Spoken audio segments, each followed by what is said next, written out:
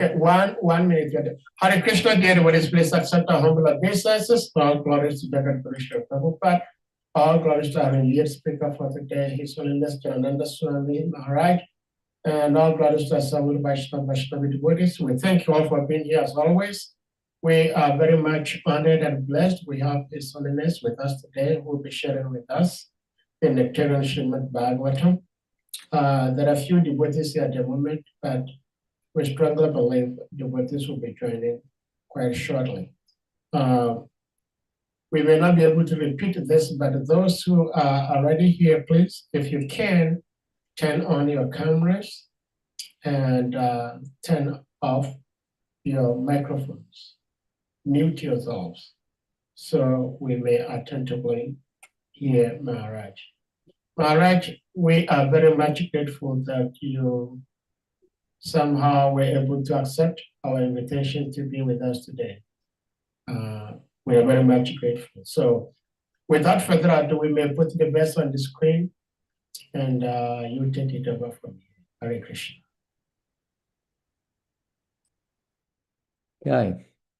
Hare Krishna, dear devotees, nice to be with you again. Many of you are familiar. I've been, I think, for a few months now, quite often having your association. Right now we're situated in, well, at least in external point of view, situated in Sri Vrindavan Dham. We hope we could say the same thing internally. The idea is that we become always absorbed in the mood of Sri Vrindavan, that mood of compassion, that mood of love. Compassion and love are interchangeable. Today we're going to be reading from the third canto, I understand, chapter 14, text 17. If we could screen it, that would be nice. Om Namo Bhagavate Vasudevaya. Om Namo Bhagavate Vasudevaya. Om Namo Bhagavate Vasudevaya. This is the chapter, The Pregnancy of Diti. In the evening, if I'm not mistaken, I don't have a book because here in Vrindavan we don't carry books here, obviously. But I think that's the title of the chapter. And it's text number 17. So I'll just read it through. The time is a little short tonight because I'm in Vrindavan. It's nearly 9 o'clock, almost, no, 8:40 at the moment. At night, so, we have to. And we're planning to go around Govardhan Parikrama tomorrow, so we'll have to see. A little bit earlier than usual tonight. Eshatihang vidasyami priyam miro yadichasi tasya kamam kuryat siddhis traivargiki yataha. Word for word. We can go through the word for word, I think. Let me just reduce the size of these icons here.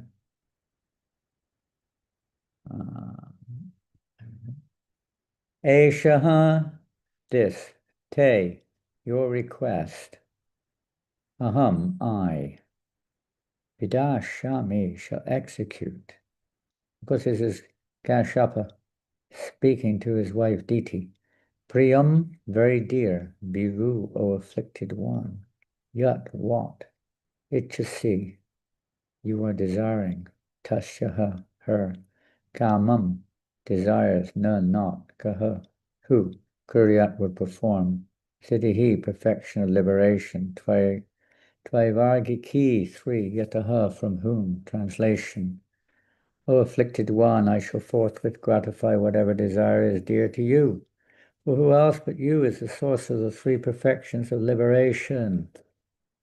That's a nice answer from Kashyapa to his wife, but of course, you probably know the story. It didn't quite work out the way Kashyapa, but in a gentle way, was hoping. Purport. The 3 perfections of liberation are religiosity, economic development, and sense gratification.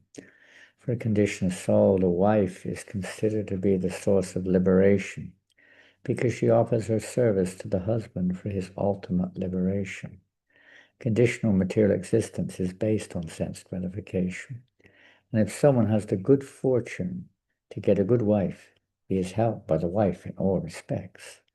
If one is disturbed in his conditional life, he becomes more and more entangled in material contamination. A faithful wife is supposed to cooperate with her husband in fulfilling all material desires, so that he can then become comfortable and execute spiritual activities for the perfection of life. If, however, the husband is progressive in spiritual advancement, the wife undoubtedly shares in his activities, and thus both the wife and the husband profit in spiritual perfection. It is essential, therefore, that the girls, as well as the boys, be trained to discharge spiritual duties so that, at the time of cooperation, both will be benefited.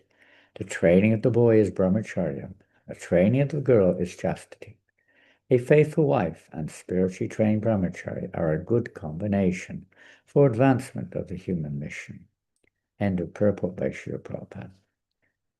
Hare Krishna, Nama Om Vishnu Padaya, Krishna Pastaya Bhutale, Srimate Bhaktivedanta Swaminiti Namane, Namaste Sarasvate Devi, Gauravani Pacharine Nivasesha Sanyavadi Pastichari Shatarni Om Jnana Timurandasya, Gananjana Shalakaya Chakshur Militam, Yena Tasmai Shri Gurave Namaha. Shri Chaitanya Manovishtam Shtapitam Yena Bhutale Shvayam Rupa Kadamayam Yadati Shvapadantikam Vanchakalpatrubhyascha Kripasindivyochapanam Pavanebhyo Vaishnavebhyo Namo Namaha. Can we turn off the fridge? As normal in Vrindavan, there are many various sound vibrations from different directions which inject themselves usually into any endeavor for a conversation. So bear with us if there's some unexpected noises of monkeys jumping on the roof, or fireworks going off, or someone starting a generator outside your front door. All kinds of things happen. It's Vrindavan. You have to simply take shelter of Krishna. So what is this situation, interesting situation, which is evolving here in this historical event, organized, you could say, orchestrated by the supreme will of the Lord? Although it seems like DT is becoming overwhelmed here with incredible lust, her main intention, of course, is she's very much wanting to have a child. Most of her sisters are already born children, and she's childless. Her husband's not so particularly interested. He's more interested in the spiritual path.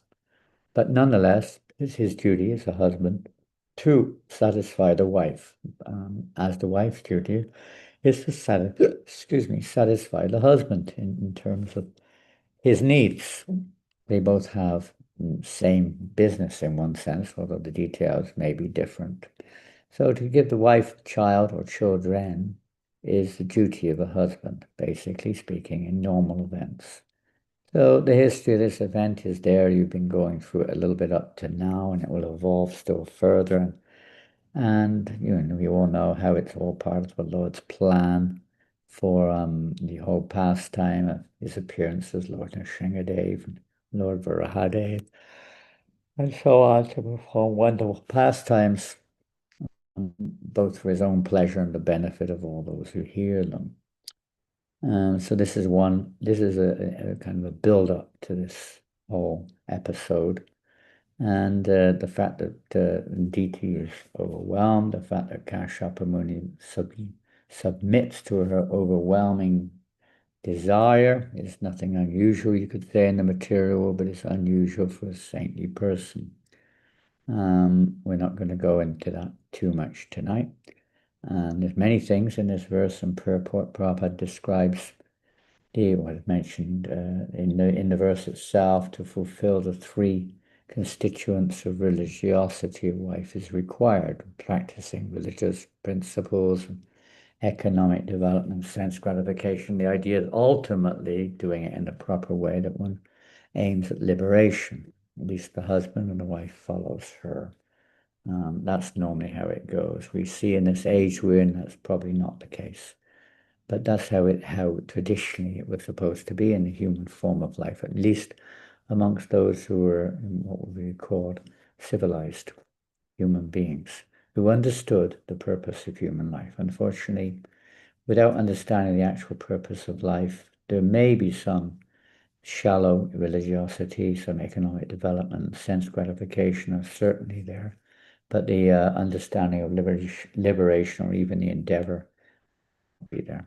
Generally, people are just totally entrapped in the material world with very little inclination for anything other than that, trying to extend their sense gratification as much as they can and becoming very entangled in various forms of sense gratification. Their family life may be a disaster also. That's another thing. They still don't give up this pursuit for material sense gratification, although they've got the human form of life, unfortunately.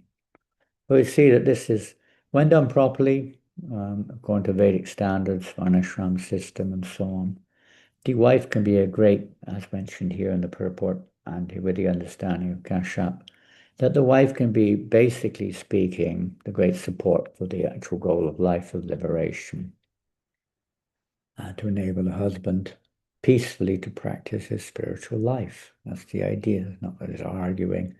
In tradition, the wife would never criticize the husband, and arguments may barely take place. They know their duty and they would get along with their services to each other. But nowadays we see that's not generally the case. And the wife, of course, as we mentioned, she's very fortunate. If that's the situation, she gets the equal benefit of her husband wherever he goes, because normally a wife will be very attached to the husband, and the husband acts in such a way that the wife is convinced that he's very attached to her. Again, something which is not necessarily a normal situation in this day and age. And this is the chastity of women. Prabhupada writes in the purport that women's training is chastity. They're trained, and that's one of the reasons that in Vedic society, generally the girls were married at a very young age. And even if they weren't literally living with their husbands until they reached puberty, nonetheless, they knew who their husband was, and they would be serving him from time to time in little ways. He may be already mature, he may not even be practically mature, but the wife will be serving him in various ways, and her mind is fixed on one man. She has no other man in her mind. This is chastity. Our modern society, with all of its education, its intermingling with the sexes, not open sex exactly, but various types of, on the road, everywhere you go, you see very intimate relationships or intimate dealings between men and women, or even between the same sex nowadays. It's very hard for young people not to be affected by this. I remember Jayapataka Maharaj told me one time when he was in Calcutta, when he first went to Mayapur, the early 70s, he was learning Bengali. He was talking to one Bengali farmer, trying to discuss in Bengali, which he more or less grasped. And he asked the man if he'd ever been to Calcutta, and the man said once. And the man was about 70 years old. He was a little bit surprised. So he asked why. And he said, when I went there, I was shocked. He said, I saw a man holding a woman's hand. He said, I will never go to that sinful place ever again. So we can hardly imagine such a situation where even husband and wife would not hold their hands in public. But nowadays, I mean, what can you say? It's a different world that we're living in. There's a place for everything, you could say. So, yeah. What's the purpose of all of this? Of course, liberation isn't just some kind of Mayavad concept of just merging. It's obviously from a devotional point of view, it's attaining our constitutional nature as to who we actually are. And a basic understanding which is lacking in society is that we're not this body. We're all spirit souls. And as spirit souls, our business should be spiritual. But we utilize this material body and mind, and whatever conditional nature we have, according to their nature, we try to utilize for realizing our spiritual identity. We don't deny it. We don't artificially think that we're not the body, therefore we deny the body or deny, let's say, utilize them and to some extent accommodate the needs, at least of the physical and mental bodies, in a way so that they're, pretty as peaceful as you can expect and engage as beneficially as we can for both their material and spiritual objectives in life.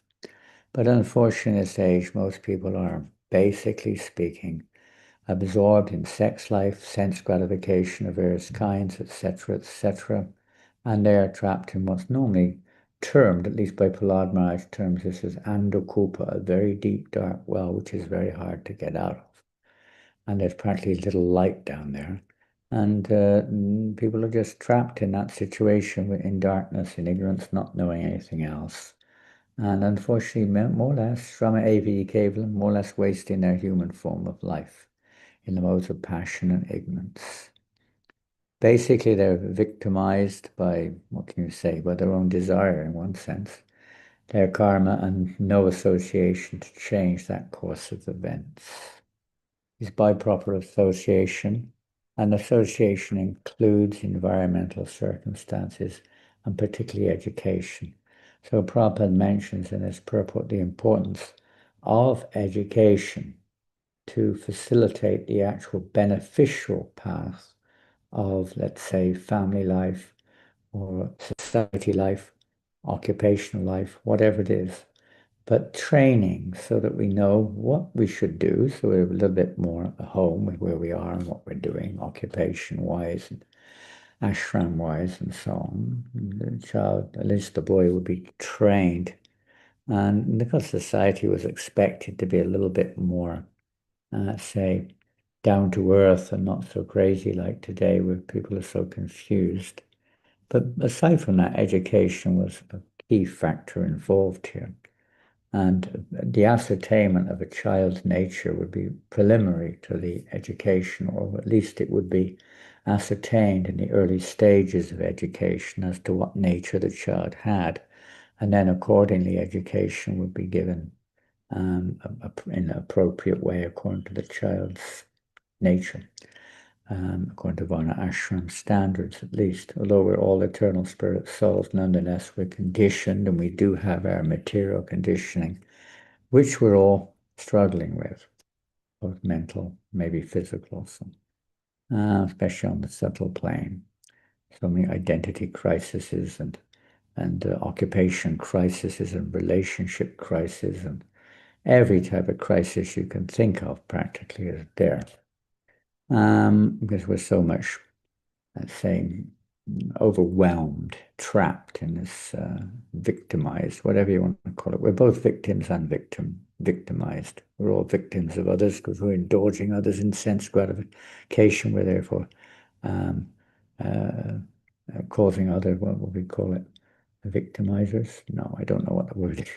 Whatever it is, we're causing our other people, they see us as their aggressors or whatever it is.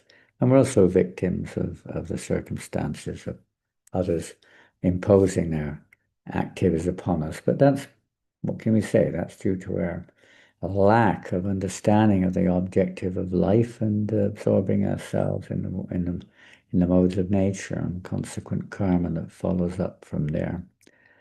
So basically what we're going to look at tonight is how not to be a victim of this whole thing.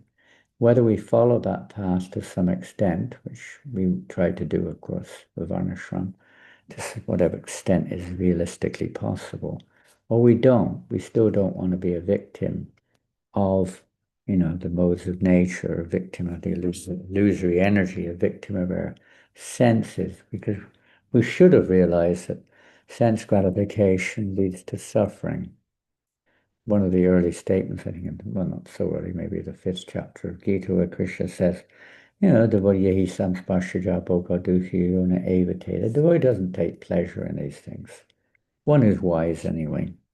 We may do a little bit neophyte, but one is a little more mature doesn't, because he realizes their cause is ultimately of distress. You get a little, it's like drugs or something, you get a little bit of a high, but then it becomes a real problem after that.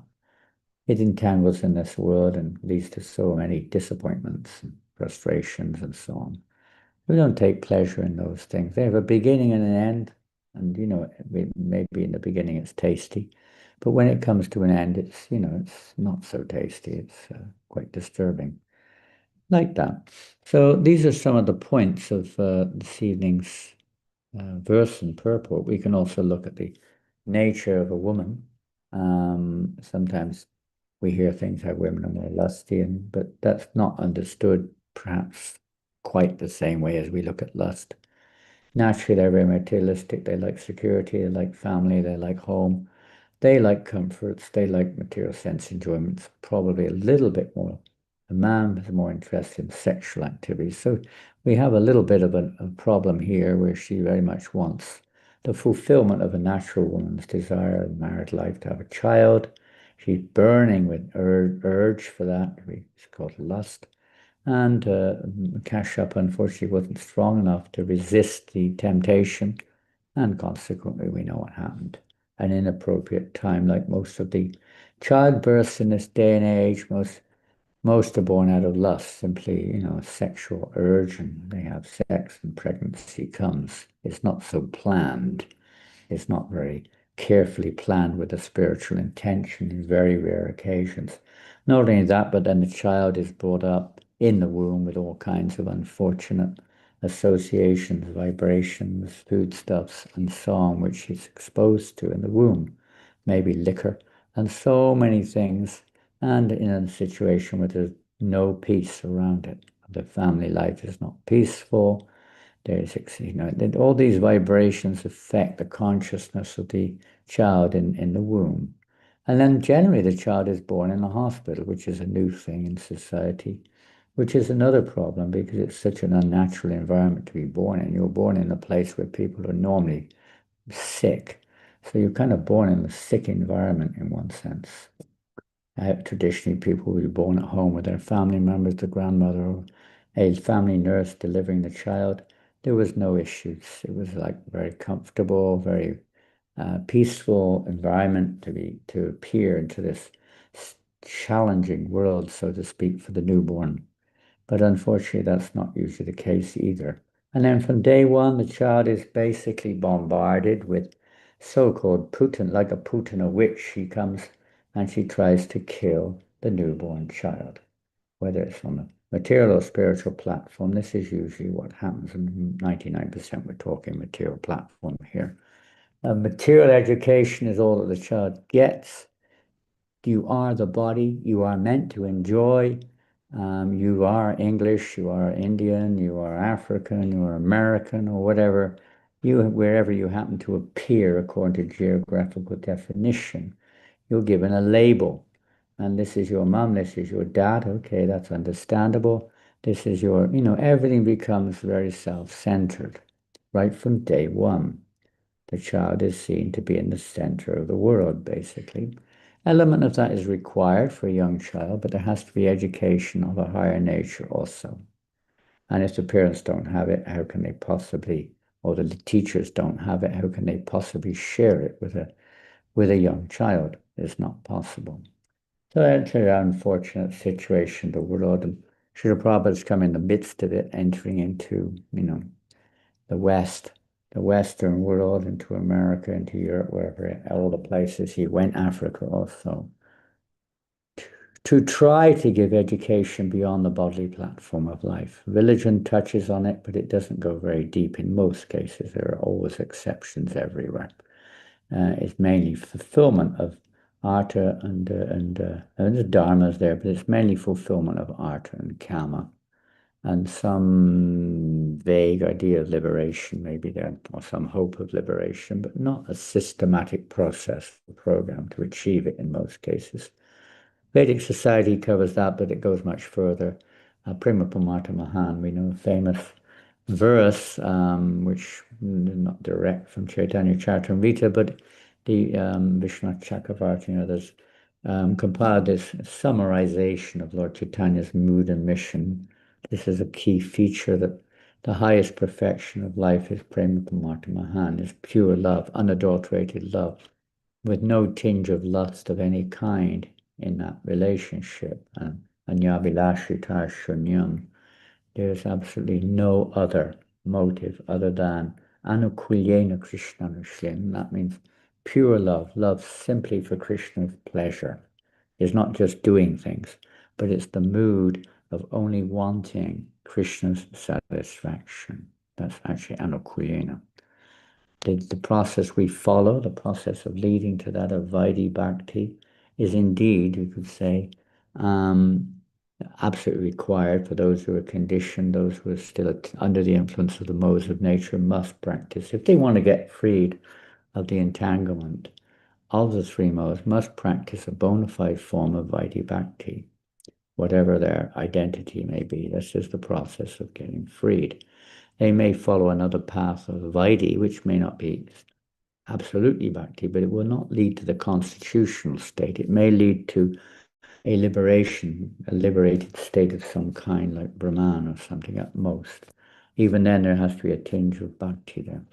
I'm just going to mention a very interesting pastime in the 11th canto of Bhagavatam. Some of you have read that. Maybe all of you have read it. I don't know. But there's a conversation there. Don't ask me exactly who's speaking to who. I cannot remember.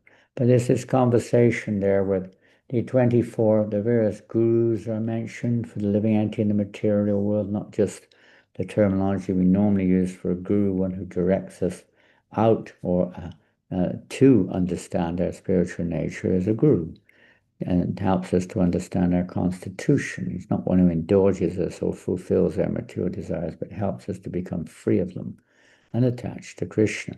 So we can learn from the material world. So one example which was given therein in the 11th canto was of an incident. And these are allegories, we could say, or examples to illustrate the situation which we're in the material world of a pigeon. The pigeon is a pigeon mate, female pigeon, male pigeon. They're very attached to each other and they have babies. And, they have their get together and they have their nest and the eggs come and the babies come and so on and so forth. And they're very attractive to the male and female pigeons, just like they are in the human form of life. They may have a few more at once. So they had quite a few baby pigeons. And one day those baby pigeons were caught in the net of a hunter. So the hunter, a cruel hunter, you could say. But anyway, he caught materials like this. We're all caught in a net. It may be a social media net or it may be any other kind of net, but we're basically all caught in the net of material bondage, various ways, identifying and being attached to our karmic conditionings. So they got caught in the net. So the mother noticed that her little offspring, baby pigeons, they were caught in the net. She was totally distressed and absolutely overwhelmed, and she went to try to get them out of the net, as any mother would naturally do. And she also got caught in the net. So then the male pigeon, also seeing the situation, was also devastated. So we're just going to take it up now when I think he's not in the net yet, but he's seeing the situation of how entangling. He wasn't thinking how entangling, he was just thinking how sad this all is. I've got to do something about it. But he's struggling. The male pigeon said, "Alas, just see how I am now destroyed. I am obviously a great fool, for I did not properly execute pious activities. I could not satisfy myself, nor could I fulfill the purpose of life." There's a kind of a sideline realization there, but he's thinking, did execute pious activities, therefore this unfortunate situation has evolved. People think like that. They don't realize that there's another purpose behind all this. My dear family, which is the basis of my religiosity, economic development, and sense gratification, is now hopelessly ruined. Maybe he's in a net, or he seems like he's in a net already. So the same thing, religiosity, economic development, sense gratification. Everything's ruined now. He worked so hard and everything's lost. Have a Bengali statement, we work so hard to make a nice house and the house burns down, everything's lost. So the whole material life is like that. We work so hard for toiling hard all our life to make nice family and try to make a nice, comfortable situation, pious even. and then we lose everything. We call materially pious. Let's read a bit of the purport. The purport by Sridhar Swami, the original commentator, explains that the pigeon was not satisfied. I'm just paraphrasing. Was not satisfied with the sense gratification he had achieved. Although he was completely attached to his wife, children, and nest, he could not sufficiently enjoy them, since there is ultimately no satisfaction in such things. Akatasya, akritartasya indicates that his hopes and dreams for future expansion of his sense gratification were now also ruined. We all know to some extent what this feels like. It's just so miserable. People commonly refer to their home, sweet home. It's like our nest, it's our security. We feel this is mine. And we try to make it just the way we want to be comfortable. And money is put aside for future sense gratification. It's called a nest egg for future development. Therefore, all of the lovebirds of the material world should clearly note how their so-called wife, children, and fortune will all be dragged away in the hunter's net. In other words, death will finish everything, no matter who we are. In this world, you can be the most powerful person, and you can be your Hiranyaksha or Hiranyakashipus, but they're all going to be dragged away. So that was from the 11th canto of Bhagavatam. So that's just a prelude. We'll just take that as a kickoff. And as we mentioned already, how this net, or this binding situation of the material, well, there's a very famous verse of Prahlad Maharaj in the 7th canto. We get a lot of insight into the situation from Prahlad Maharaj's teachings. Even at a young age, he was teaching the kids in school. Other than sense, they were being educated by their teachers, Sandanamarka, of course. But education, what was it for? It wasn't even Dharma much. I mean, there was some remnant there of, some kind of charity and respect for Brahmins. Some things were there to some extent, but not religiosity. Certainly wasn't their intention. There was no desire or no inclination to believe in a God. Absolutely not. No. But definitely Artha and Kama were high priorities in their education. So Prahlad Maharaj says in 755, Tat sadhu manye suravaya dehinam sada samudvigna diyam sadgrihat hitvatma patang griham andakupam vanam gato yadarim ashrayeta. Famous verse, huh? Prahlad Maharaj replied, his father wanted to know, oh, how are things going at school? What's happening there? And he replies, oh, best of the Asuras, he calls his dad, the best of the Asuras, king of the demons. As far as I have learned from my spiritual master, any person who has accepted a temporary body and temporary household life is certainly embarrassed by anxiety because of having fallen in a dark well where there is no water but only suffering. One should give up this position and go to the forest and van. That's the monkeys if you're hearing anything in the background. So here we are in the van, Vrindavan, in the forest. More clearly, Prahlad Maharaj says, at least Prabhupada translates it like this, one should go to Vrindavan, where only Krishna consciousness is prevalent, and should thus take shelter of the Supreme Personality of Godhead. So that's the goal, whether it's Vrindavan or whether it's Harrisburg or Lagos or London or wherever you are, the point is the same, that we should take shelter, or we should cultivate Krishna consciousness and not just cultivate material consciousness and consequent suffering that goes with it. So that's a bondage. A little time that we haven't got time to go into so many detail. But that's the bondage which we're in. So our question is how to cut it. Now, Bhagavatam, or what to do about it. We may be a little bit bound up. We may not even realize how bound up we are until we try to get out of it. But how to cut it? Well, in the Bhagavatam, there's famous verse, Yadana Yasna Karma Grunta Nibandhanam. The Karma it's Karma Grunta, this knot, Nibandha, we're bound up by this knot of karma, which means our conditioning or the way we see things. It's not just some reactions which we providentially receive, but it's also how we perceive and how we react to situations, the subtle aspect, and of course our tendencies behind it. So how that can change to become favorable, so we're no longer a victim of the modes of nature. We're controlled by our conditioning, by the conditioning of others, by the modes of nature around us. How is that Chindanti Kovidas Tasya Kona Kriyat Kataratim? That knot can be cut by remembering Krishna. So the whole Vedic society, including Varnashram, it's meant ultimately to help to awaken our relationship with Krishna, or at least remembrance of Krishna. That's the process. And kamsya nendriya bhatir labo jiveti avata. Jivasya tattva jignasa nartayasti karma veda. Life's desires are never meant or aimed towards sense gratification. The purpose of life is not that at all. The purpose of life is to inquire into the nature of the absolute truth. That should be the goal of all of our work. We can live a healthy life, especially for grihastas. They have to have a certain amount. Most of you probably are grihastas or something like that.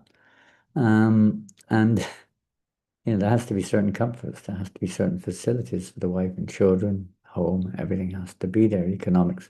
These things are there. That's unavoidable in most cases. But they should be done according to, not extravagantly, but according to the need.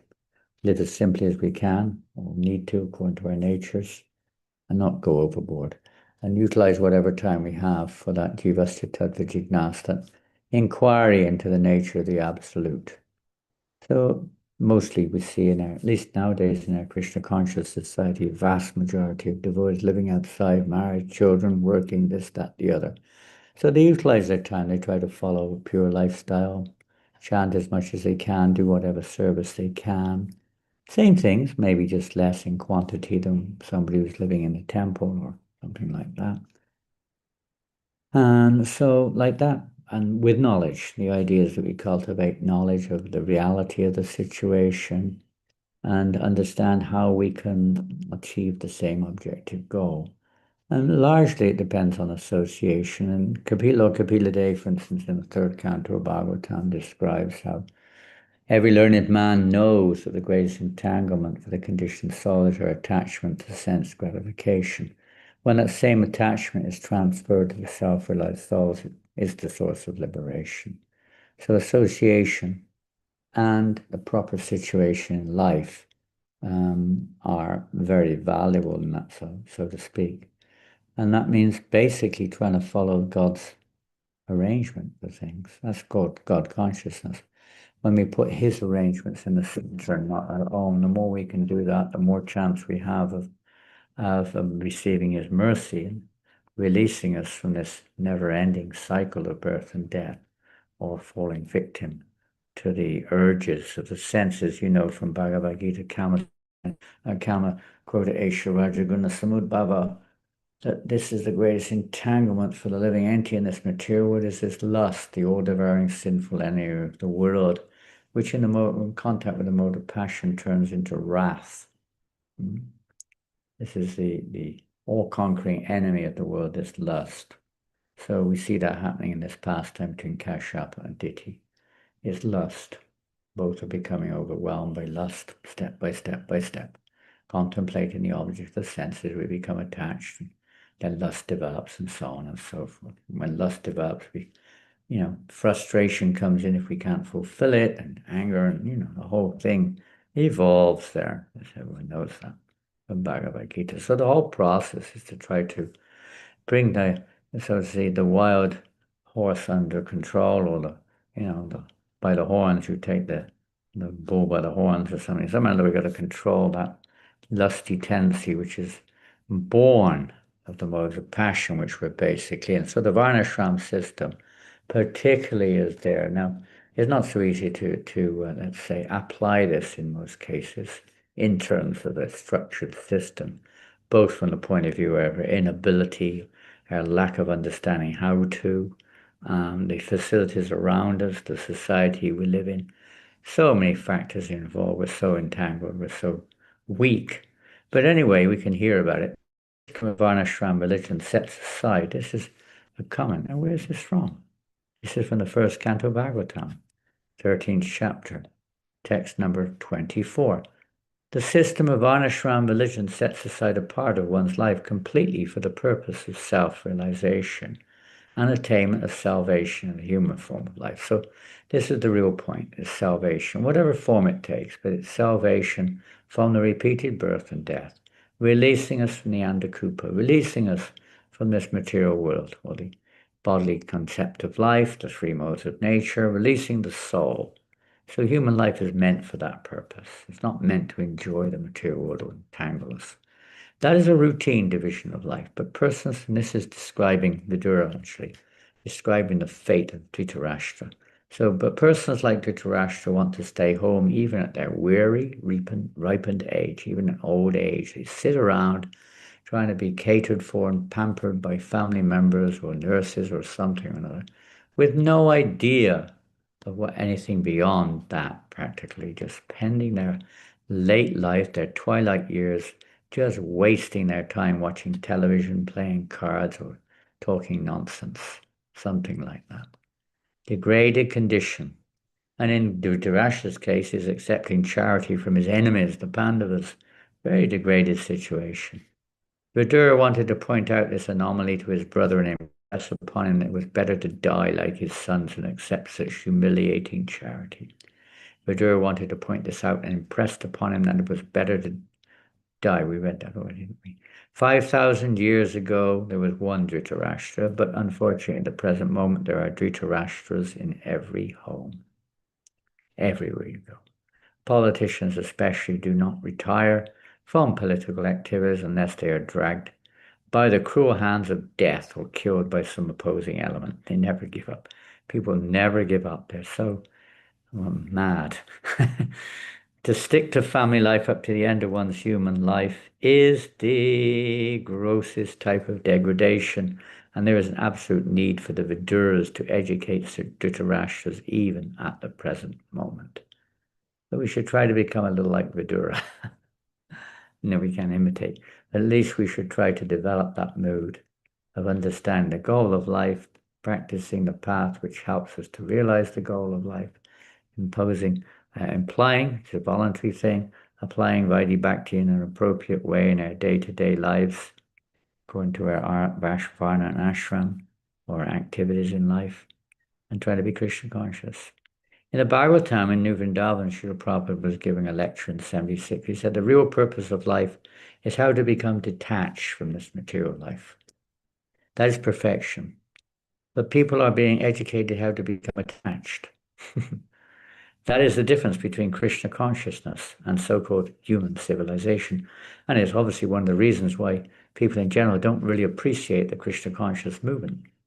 Probably more than anything else, they don't appreciate it because it's opposed, almost opposite to what they're really planning or what they're trying to establish.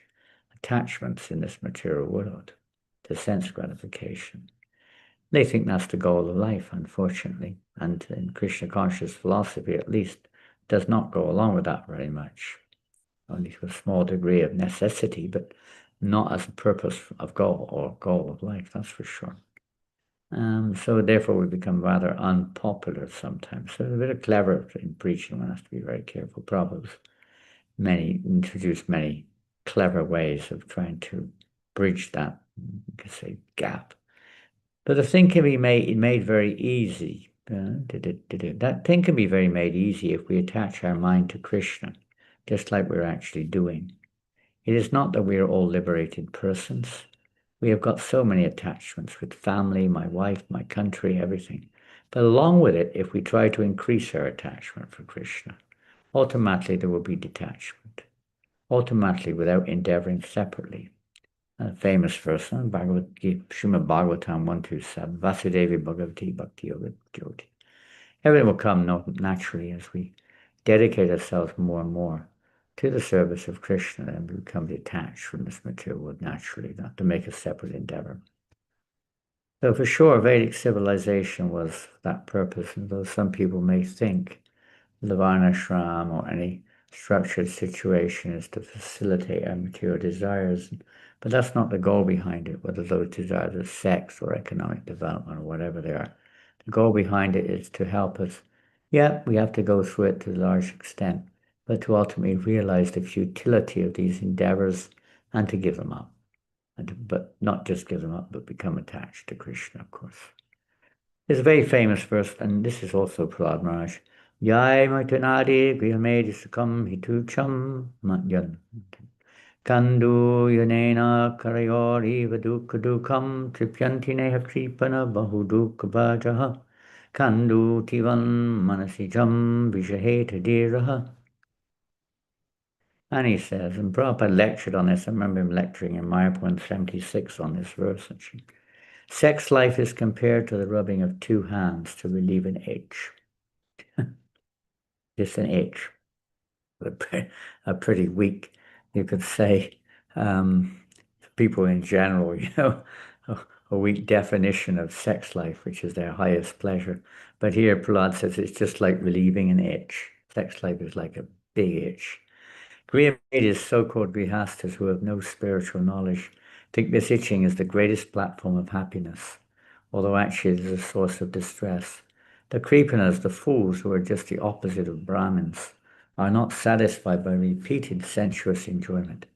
Those who are dhira, however, who are sober and who tolerate this itching, are not subjected to the sufferings of fools and rascals. So that's kind of like a very foundational verse in our spiritual understanding of this particular aspect of devotional life. So Varnashram for most people was absolutely required. It is required for everyone in this conditioned world, basically. Although in Kali Yuga it's not very effectively applied.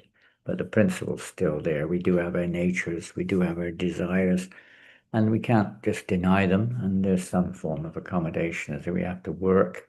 We try to work according to our nature. What more can you say? And these four principles, Dharma, Artha, Moksha, Kama, Moksha, etc., certainly have their part to play in society. Oh. Hare Krishna, water is coming. Release. I'll read something which Prabhupada said. This is from the Krishna dictations, Krishna book, basically. Prabhupada said, following the footsteps of Lord Shri Krishna, anyone can live with the members of family, society, or nation, but not to indulge in sense gratification, but to realize Krishna. By advancing attachment for him, there are four principles of elevation from conditional life to the life of liberation, which again, Prabhupada says, are technically known as Dharma, Artha, Kama, Moksha, religion, economic development, sense gratification, and liberation. So if anyone lives with the family life following the footsteps of Lord Krishna, he can achieve all these four principles of success simultaneously, making Krishna as the center of all activities. That's the secret. Daivi Varnashram.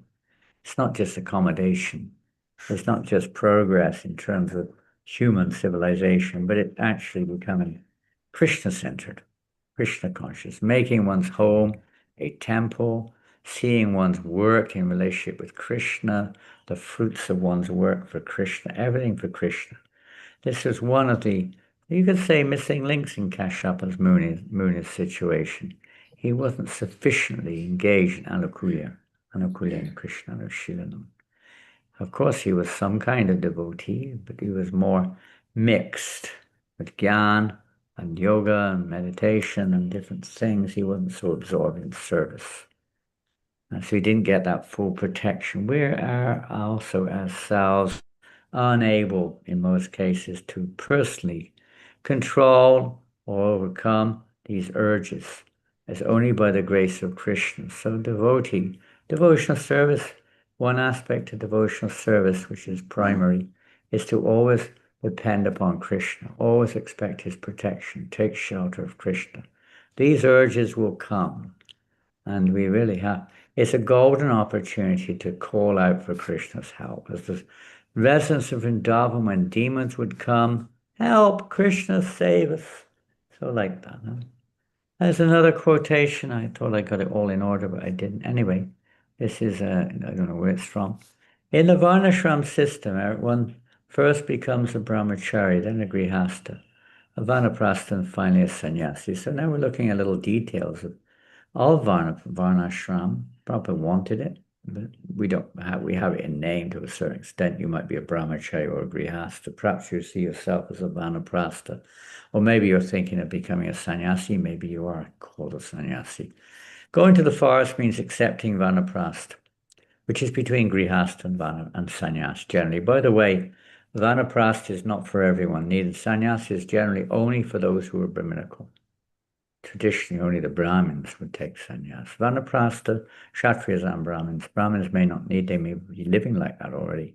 But especially the Kshatriyas would take Vanaprastha. Sometimes the Vaishyas, but not so much. They would stay with their family usually. Sudras always stayed with their family. So in Kali Yuga, that means, we stay at home, we try to be Krishna conscious, we do whatever service we can, we try to preach and so on. Try to make our home a temple. As confirmed in the Vishnu Purana, Vanashramachara Vata Purushena Parakpuman Vishnu Aradhyate. By accepting the institution of Varna and Ashram, one can very easily elevate himself to the platform of worshipping Vishnu, the Supreme Personality of Godhead. Ramananda Roy proposed this to Lord Chaitanya, which he didn't accept, of course. One can very easily elevate himself to the platform of worshipping Vishnu, the Supreme Personality of Godhead. Otherwise, if one remains in the body conception, one must rot within the material world, and his life will be a failure. Society must have divisions of Brahmin, Kshatriya, Vaishya, and Shudra, and for spiritual advancement, one must gradually develop as a brahmachari, grihastha, vanaprastha, and sannyasi. Prahlad Maharaj recommended that his father accept vanaprastha, because as a grihastha, he was becoming increasingly demoniac due to the body concept or attachment. Prahlad recommended to his father that accepting Vanaprastha life would be better than going deeper and deeper into Griha Andakupa, the blind well of life as a Grihastha. In our Krishna conscious movement, we therefore invite all the elderly persons of the world to come to Vrindavan and stay there in retired life, making advancement in spiritual consciousness, Krishna consciousness. And that's Prabhupada's purport to that verse. I think that's just a purport. That's the purport of Prahlad Maharaj's verse. That's what that is. I'm going to read something else. It's always good to hear from those who are actually liberated from the modes of nature, those who are above the desire to enjoy sex life, to enjoy the objects of their senses, those who are attached to Krishna.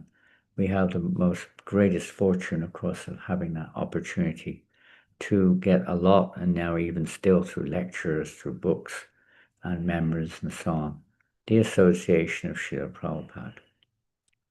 So this is the third canto of Prabhupada's quoting here. I think it's a purport. 30th chapter, text 8. Family life within the kingdom of illusory energy, Maya, is just like a prison for the eternal living entity. In prison, a prisoner is shackled by iron chains and iron bars. Similarly, a conditioned soul is shackled by the charming beauty of a woman, which is referring to a man, obviously, by her solitary embraces and talks of so-called love, and by the sweet words of his small children, thus he forgets his real identity. That's the verse itself. And in the purport, Prabhupada says, in this verse, the words strinam asatinam indicate that womanly love is just to agitate the mind of man. Krishna's arrangement. Actually, in the material world, there is no love. Both the woman and the man are interested in sense gratification. For sense gratification, a woman creates an illusory love, and the man becomes enchanted by such false love and forgets his real duty. When there are children as a result of such a combination, the next attraction is to the sweet words of the children. It never ends, does it, boys and girls? Even when you're 70 years old, then you've got the grandchildren or the great-grandchildren, and you become even more entangled in their lives. As if everyone's a devotee, it's not so bad. But that's the tendency for most people. They become very entangled in their grandchildren. When there are children, the next attraction. The love of the woman at home, boom, boom, boom, boom, boom, boom, boom. At home, and the talk of the children make one a secure prisoner, unless he cannot leave his home. Even if you want to, and I see so many devotees in this position, maybe that's their nature, they have to sort of go through it. Such a person is termed in Vedic language a Grihamaiti, which means one whose center of attraction is home. Grihastha refers to one who lives with family, wife, and children, but whose real purpose of living is to develop Krishna consciousness. So we try to become grihasthas. Problem nowadays also is that, in society, Kali particularly, and society following Kali's direction, has made it such that women have to work as well. And they never used to. Nowadays they do. To maintain one kid, the woman's got to work as well. It's crazy life. They used to have 20 kids and the woman didn't work. And they had no problem. In England, it was like that. My father, 10 kids, and they had no problem. Mother didn't work. It wasn't a big issue. But that's not me, my father I'm talking about. We had a small family. My mother also didn't work, even though we had a small family. But now they all work. So there's no one at home. There's someone got to look after the kids. So they try to employ the parents in looking after the kids, their parents, the grandparents. And this way they become entangled. It's another trap of Maya, trap of Kali. Keep us in this bondage of family life. Grihastha refers to one who lives with a family, wife, and children, but his real purpose is living to develop Krishna consciousness. One's therefore advised to become a grihastha, not a grihamaiti. The grihastha's concern is to get out of the family life created by illusion, not to get into it, to get out of it and enter into real family life with Krishna. So, that's the idea. Is we learn our lessons. We act with knowledge, not in ignorance. Whereas the grihamaiti's business is to repeatedly chain himself to the so-called family life, in one life after another, and perpetually remain in the darkness of Maya. This is really the man's responsibility. Woman's supposed to support. We know what happens, but it's supposed to be. And it's the man's responsibility. Therefore, training is essential. The great politician Chanaka Pandit has said, Bharya Rupavati Shatru. Beautiful wife is an enemy. Because every man, Prabhupada sees his wife as very beautiful. Others may see her not so beautiful, but the husband, very much attracted, sees her always as beautiful. If the husband sees the wife as beautiful, it is to be assumed that he is too much attracted. The attraction is the attraction of sex, whatever form it takes. It's not just the activity, but the very attraction to the body and everything that goes along with it, the comforts therein. The whole world is captivated by the two modes of nature, Rajagun and Tamagun, passion and ignorance. Generally, women are very much passionate and are less intelligent. Therefore, somehow or another, a man should not be under the control of their passion and ignorance. And unfortunately, in this age, they are. And the men are no longer men, practically. They're so wishy-washy and unable to protect the ladies. And it looks the other way around in many cases. The women seem to be less passionate and more intelligent in some cases. This is because the men are so weak. It's not because they're so strong. By performing bhakti yoga or devotional service, a man can be raised to the platform of goodness. If a husband is situated in the mode of goodness, can control his wife, who is in passion and ignorance, the woman is benefited. Unfortunately, as we see here in this past, Kashyapa Muni is going to be controlled by his wife. He falls under the sway of passion. The man is supposed to be in goodness, and although he may, let's say, recognize the wife's needs, being in a mode of goodness, he's able to control it and let's say, channel it in a way which is good, beneficial, rather than succumbing to the ignorance. So, in general, forgetting her natural inclination for passion and ignorance, the woman becomes obedient and faithful to her husband when the husband's in goodness. That's the idea. She follows him. Such a life becomes very welcome. The intelligence of the man and woman may then work very nicely together. Nice ideal. Not so easy to practically apply it, but it is a good ideal for both, husband and wife. And they can make a progressive march towards spiritual realization. Because compatibility, so many things were taken into account in the Vedic society. Otherwise, the husband, coming under the control of the wife, sacrifices his quality of goodness and becomes subservient to the qualities of passion and ignorance, which is usually what happens in society, even amongst devotees. In this way, the whole situation becomes polluted. The conclusion is that household life is better than a sinful life, devoid of responsibility. Bhakti Vinod Thakur says it's the safest situation in this age. It's also very good for preaching. Tamal Krishnaraj used to mention that sometimes, that actually Grihastha life is the best ashram for preaching, because you can show by example and you can associate very comfortably with people who are in that situation the world around. But sannyasis were kind of a bit stuck between the two. In household life, the husband may be, but however, if in household life the husband becomes subordinate to the wife, involvement in materialistic life again becomes prominent. In this way, a man's material bondage becomes enhanced.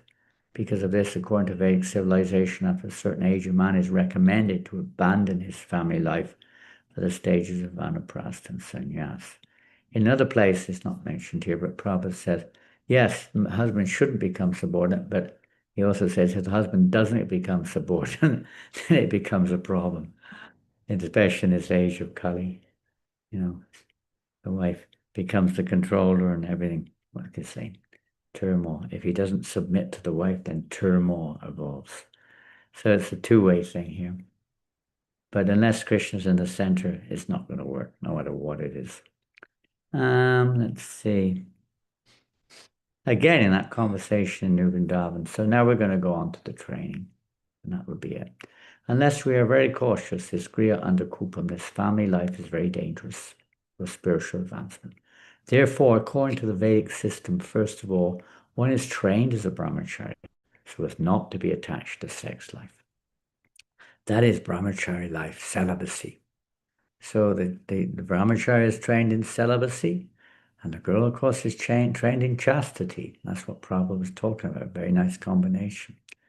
But where is that going on today? Most of us, maybe if they're born in Krishna consciousness, but there's some unfortunately exposed to a dreadful environmental situation around, maybe a bad example from their parents, maybe a bad example in the institution. So many factors are involved. It's not like an ideal situation of the child being protected by any means. And first of all, one is trained as brahmachari so as not to be attached to sex life. That is brahmachari life. These boys here, these children can be trained. First training is brahmachari, they're innocent. As you train them, they will learn. Train the children as brahmacharis is essential. Purpose is they may not be attached to sex life. Essential but difficult. We all know the problems and how hard it is in our modern society. But that's the solution. Sex life is allowed only to beget children. Another thing, that family life, very difficult for grihasthas to follow that principle. Everybody knows. The Vedic injunction is that a man accepts a wife only to have good children. In the Bhagavad Gita, Krishna says, Dharma virodho bhuteshu kamosmi bharatarshava. Sex life when it is not against the religious principles. According to the Vedic system, sex life is practically denied. But because we are now in the conditioned state, it is very difficult for us to completely deny sex life. So there's regulation. First of all, the training is no sex life. If a young man can remain without sex life, brahmachari, that's very good. If he cannot, then he can get married and live with a wife, but have sex only for progeny, not for sense enjoyment. If the man sticks to one wife and the wife sticks to one man, that is real married life. For most people, that's about it, especially for Shudras. That's the only samskara practically is the Vivaha Yoga. They get married and stay together. They're not going to follow the strict Brahminical principles, but at least they stay together as husband and wife. Then the husband is called a brahmachari if they only have sex for having progeny, which again is very rare. And then the husband is called a brahmachari even though he's a grihastha, and the wife is called chaste. It's what we have to work towards, I guess. Those who are grihasthas. And let's see how much more we're going to gabble on here. A few more quotes and that'll be it. The main purpose, this is in the first canto. Should we read this one? No, I think it's just a repeat, more or less, in different words of what we just read. An interview with Prabhupada in 1976. Prabhupada. No, the purpose is to train a person in brahmachari, not to enter into entanglement. That is the Vedic system. basic principles that don't be entangled with this material energy. You see how it's training Brahmacharya. It's not some kind of how to have safe sex, which is what they educate kids now. Young kids in Europe, some places, they're educating them 7 years old, 8 years old, they're teaching them how to have sex safely so they don't get in trouble. In other words, you're going to have sex, but how to do it without having a pregnancy or something. This is their education. They don't teach celibacy. There was one example in Kansas a long time, maybe a decade or two back. One headmistress of a school refused to teach the course. They said, you're going to fire you if you don't teach it. She took them to court, and it went to the court. And in court, she won the case, actually. But her point was, unless you teach no sex, as well as, okay, you want to teach your safe sex, but you have to also educate kids that they don't have to have sex unless they're married. I will not teach this course. And she won the case. But that's a rarity. It's like, it's one in a blue moon. Kansas is quite a conservative state, I believe. So in general now, they're even teaching kids at 5, 6 years old that they can change their sex if they don't feel comfortable with what they are. There's no problem with that. These things are going on in a modern, so-called educated or civilized society. So at an early age, up to 25, he's trained up. If he can, at least the Brahmin kids, and others are trained, maybe less. If he can continue as Brahmacharya. He can directly take sannyas if he can. Unable, and step by step. Let him become a family man, householder, then on so on. Gradual process. That's the whole idea of human life. Gradual process towards liberation. Hare Krishna. So I could read one more thing, but it's basically the same thread. We could read hundreds more things. Prabhupada has talked about this on innumerable occasions, how important it is, this training. We come into Krishna consciousness, many of us, halfway through our lives, or having spent most of our youth indulging in sense gratification to the max. Lord Chaitanya Mahaprabhu is very mercifully calm, and despite the fact that we can't follow such regulated programs much these days, very hard for us. We got all of our faults. Kaliya Kalayadosha Nidevajan Asti Heka Mahaguna Kirtanadeva Krishna Shamukta Sangha Parambajan. This Kali Yuga is an ocean of faults. There's no end of problems in this age of Kali. They never seem to stop. But there's one Eka Mahanguna, one great quality. If we simply take shelter of the holy name, then we can attain perfection of life just by chanting Hare Krishna. Of course, following the principles and everything else facilitates that. It's like a support. Without that support, we lose our enthusiasm, we lose our objectives, we lose our strength. And we lose you could say, to a large extent, we lose the mercy which we need in order to attain life's goal, perfection. Prema Pamartamahan.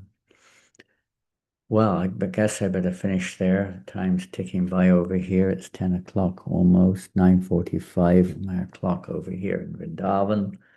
I don't know what time it is where you are. It's probably earlier in the day or earlier in the morning for some of you. And I will finish at that point. Maybe one or two quick questions. I kind of talk more, not so much on the direct subject of the history or the exact event, but the let's say the related situation which we're all in, and a little bit about how to understand it and how to act in a way to try to get a little release from it, I suppose. That would be the idea. We're all suffering in this material world, birth and death. Any questions? Hare Krishna. Thank you so much, Maharaj, as always. The way you share Krishna Katha, especially from Srimad Bhagavatam, is so beautiful. There is lots of weaving from this to that and connecting all together.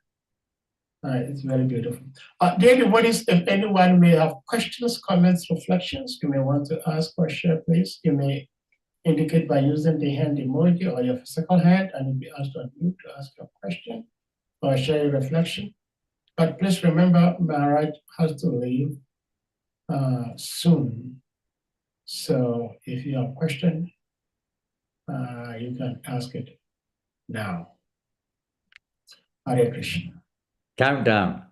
10, 9, 8, 7, 6, 5, 4, 3, 2. All right, Maharaj, I have a question before we get it to zero. I have a question before we get to zero. I remember, thank you again, Maharaj.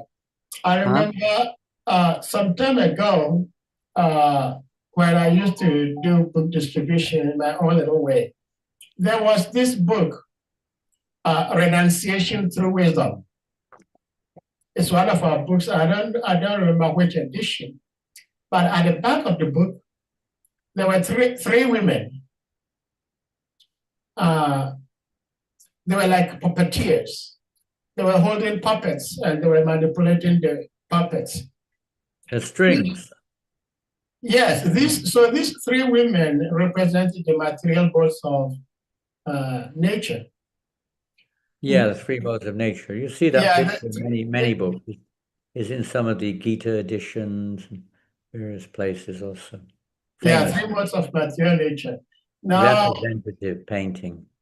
yes, if I'm the puppet and the puppeteer is manipulating me according to the way he wants me to move, the way he wants me to tilt, the way he wants me to dance, how can I do anything on my own? So if I'm a conditioned soul and material nature is manipulating me whichever way it wants, Yeah. how do I free myself? You don't. How You do we can't. as You conditioned cannot. souls? You can't. It's like you're in an airplane. You're Yeah. given a choice. Chicken or beef? What do you want? Now they have other dishes, but they used to be like that. There was two choices: chicken or beef. What do you want, love? Chicken or beef? Now you have a few more choices, but you really don't have much choice. You're stuck. No one can get out of this material world. They're stuck, following their conditional natures. There's no way out. You can go up and down a little bit by choosing what Krishna's presence is there in various ways. That's what scriptures are. They're the written form of the Lord. They're supposed to be, as long as they're not changed. And if people, so by their desire, whatever good fortune comes their way, if they're some or another, they follow religious principles, they get benefited. They may become elevated or degraded in the material world accordingly. Up and down they go. But to actually get out of this world, we can't. We're stuck within it. We need help from outside. And that's why the Lord comes, and that's why the Lord's representatives come into this world. They just, we don't have, they make some or another arrangements.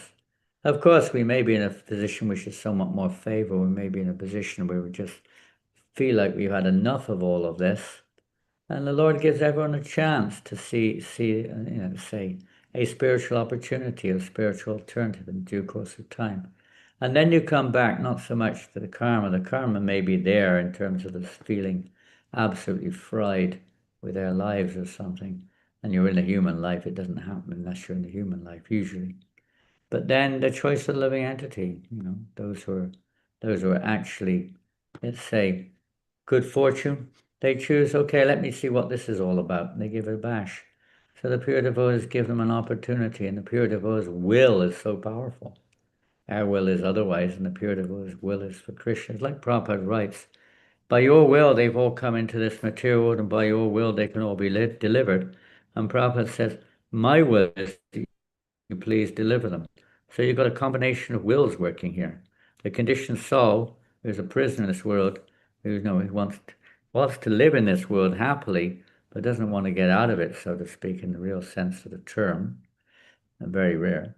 And then you get the Lord's will, which he obviously wants all living entities to come back home, back to God, but he's not going to interfere in their free will or their independence. And you get the devotee's will from Radharani down, is that they do everything they can to reunite people with Krishna, or reunite the soul with Krishna. So their will is very strong. Krishna can't deny their will. So he facilitates people. He gives people the opportunity to at least make that choice. of association and acceptance or rejection is their choice.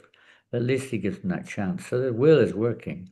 Living in his will is, I don't want it. The devotee's will is, I want you to take it. I don't want it. But it'd be really good for you, trying to sell a book, the battlefield, trying to convince the person against his will almost, to take a book or to chant Hare Krishna by various means, or take prasadam. Something to get that Agata Sukriti started, to get some kind of good, Bhakti and Mukti Sukriti, some kind of devotional Sukriti. Their Sukriti is only, karma Sukriti is only material. So unless there's a devotee, Bhakti is not born by karma, it's not born by legislation, it's not born automatically. It's an association of devotees. So unless the devotees give their association, that Bhakti will not awaken.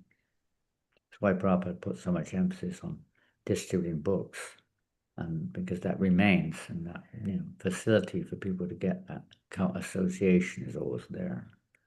There's a mission. The mission of the Hare Krishna Moon is to create. One time Prabhupada said, don't expect to see devotees in this lifetime. Our business is planting seeds. He said that. He wrote that one time.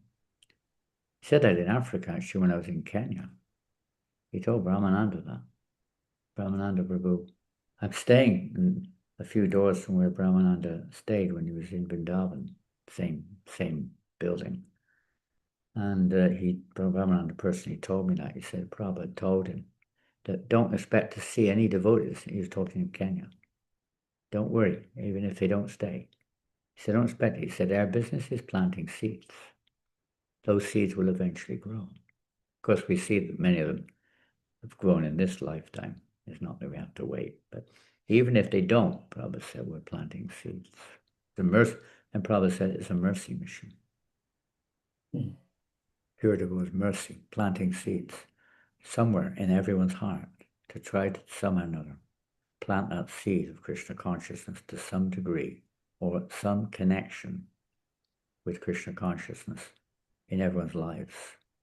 It's a mercy mission. That's what the devotees do. They risk their life, like Jesus Christ, Haridas Thakur, Srila Prabhupada. They risk their lives for that, even it's threatening. People working, even so-called members of their own Sangha, are sometimes working against their intentions. But they do that for the sake of others, because they can't tolerate to see that Krishna's parts and parcels are not bringing Krishna pleasure. And neither are they bringing themselves pleasure either. At the same time, they're suffering. The devotee can't tolerate to see the suffering living entities, and he can't tolerate to see that Krishna's pleasure is not what it could be, because he could be more happy if living entities were engaged directly in bringing him pleasure and the Kulena Krishna or Shila. So that's the devotee's strong will. Otherwise, there's no hope. It's just a matter of going up and down from heaven to hell and back again. Krishna can do it, of course he can, by Krishna's mercy. But in generally speaking, it's the devotee's mercy that he showers that on others. So that's the good fortune, this particular moment. And of course, in previous ages, in the whole system, the whole society was geared to follow God's will. And if you didn't want to follow it, that was your problem. But the society itself nowadays is the opposite. Society is opposite, geared not to follow God's will, basically. And to try to change God's will if it doesn't fit into our demoniac or sinful desires. Try to change it, compromise it. We don't need to compromise it. We can just be honest and say, I can't follow it. That's another thing. At least be honest. But don't change it. Anyway, free will is still there, but you only have choices of heaven or hell, unless you associate with somebody who has something beyond heaven and hell. You're just going to go beef or chicken. Which do you want? Or a vegetarian, you like a veggie dish, fruit dish or something. But it's all material, People just different modes of nature, three modes: goodness, passion, ignorance, up and down, sometimes one more than the other. But you're still under the modes of nature, it's still materialistic. So someone had put Krishna in the center. Hare Krishna. Well, thank you so much, Maharaj. I have one last question, please, Maharaj.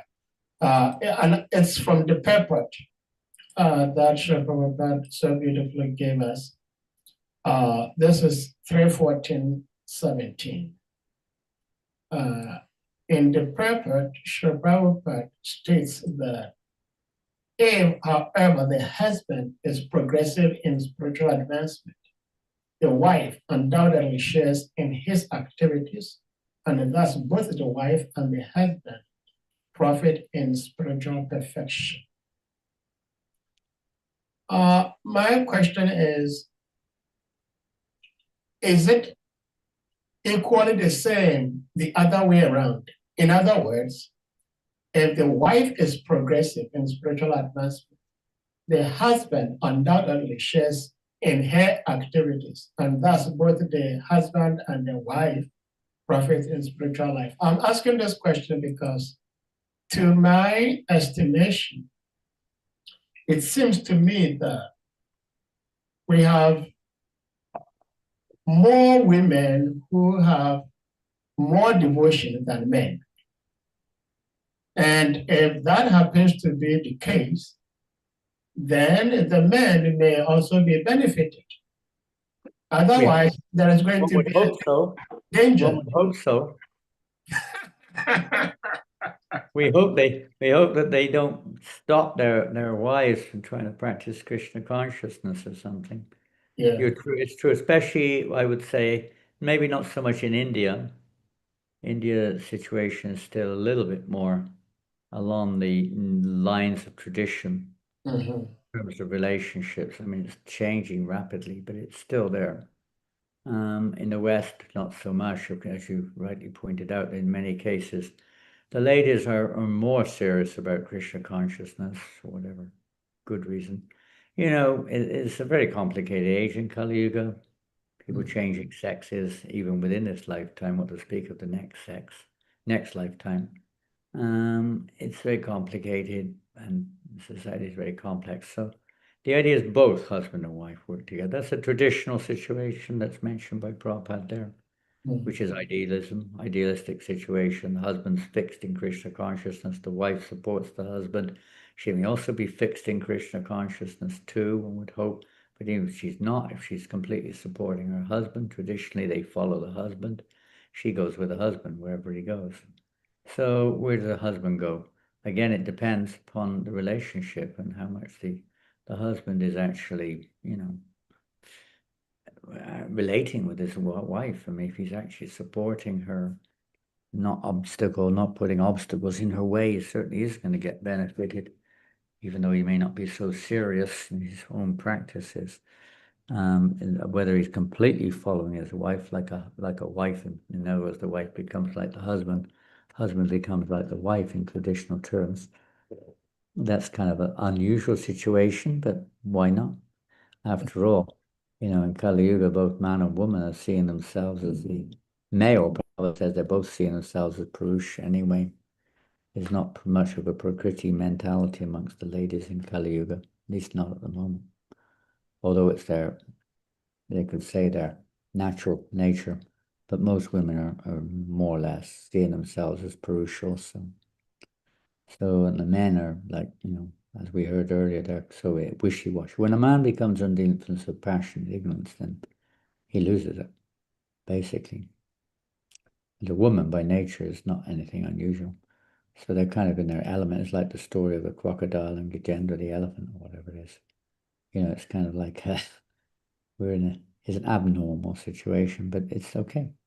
If that's the case, and the woman is very serious, the husband's very lucky. He's very blessed and very fortunate. He shouldn't just live on his laurels. He should try to, take responsibility as well. But the worst thing is when the husband forcibly makes the wife, break her devotion or engage in sinful activities. And, we know there's some kind of give and take has to be there in family life. It's not all black and white. That's a fact. You're going to stay together, some give and take, but it shouldn't be like all give. There has to be some kind of reasonable understanding there. and with the same objective goal, even if one partner is weaker than the other. They shouldn't just abandon each other, but some kind of endeavor to help each other should be there. The wife is stronger. The husband should feel blessed. He's got such a good devotee wife, and try to appreciate that over and over again, and become humble. What to do. Thank you so much, Maharaj. It's 10 p.m. Maharaj time. Yes, Tim. So I got to cut out. I've still got things to do, and we got to leave. Yes. So I think we'll bring this to a close. Before we do that, we're going to humbly request all the devotees. But before we really do that, Maharaj, like we said Christmas initially, marathon, book marathon's coming up. I'm going to be flat out for the next 5 weeks, 6 weeks till the end of the year. Oh, okay. All right. But we just wanted to register our deepest appreciation for your presence here today, Maharaj. Thank you. Because we understand you're very busy, but you still try to squeeze some time to be with us today. We're heading back to France in a few days, and then we're getting ready for the Prabhupada book marathon. And I see you've got all your books ready, lined up in the shelves behind you for distribution. You're going to be on the streets of Harrisburg and wherever else you're going, distributing those books like wildfire. Hare Krishna.